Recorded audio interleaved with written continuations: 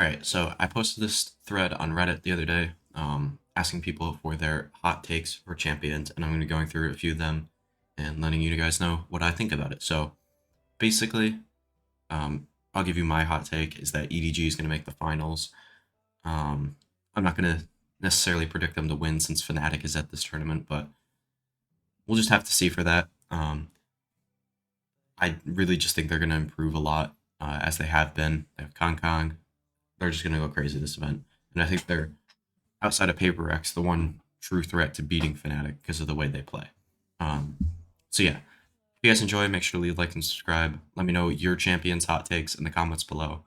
And then stay tuned for my pick'ems, which is going to be my next video. So make sure to subscribe, all that kind of stuff.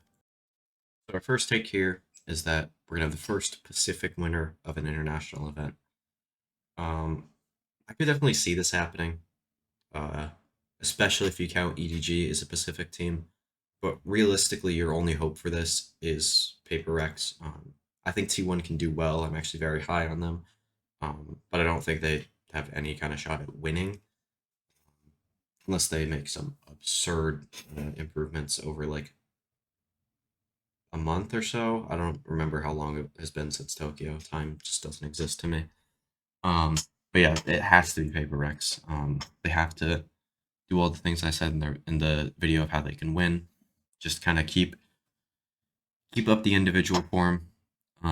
Keep just adding new like cool stuff to their game, and yeah, it's definitely possible, but definitely not likely, and that's why it's a hot take.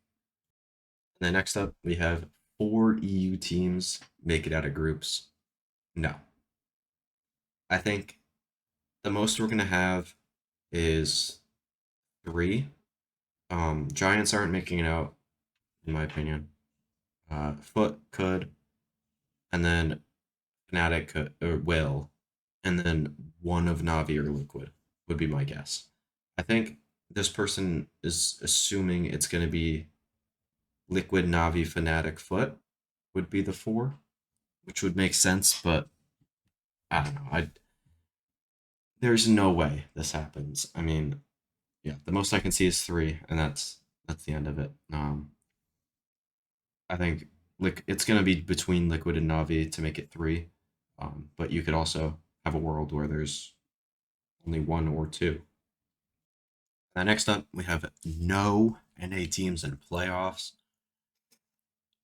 which would be possible. Like, I'd agree if you swapped maybe EG with like one of the EMEA teams in Group D. Like, if you swapped them with Liquid or something like that, I could see something like that. And then I could also see NRG getting grouped in the group that they're in, except in an elimination game with the tournament in their year on the line. I just don't see how NRG loses that game to Zeta, but it's definitely possible. I think if Foot and T1 really show up, they can challenge EG, and EG has to take a major step back. And then NRG needs to just do nothing over the last month and a half, which just is not happening. And yeah, this is more possible than I'm going to give it credit for, but it's definitely, I'm still not behind it at all. And now we have another one, kind of a list of takes. DRX either makes it top 4 or goes 0-4 in maps. I agree with the second part, the 0-4 in maps, but they're not making top 4. If they don't troll with comps, Navi will finish at least top 8. Definitely possible.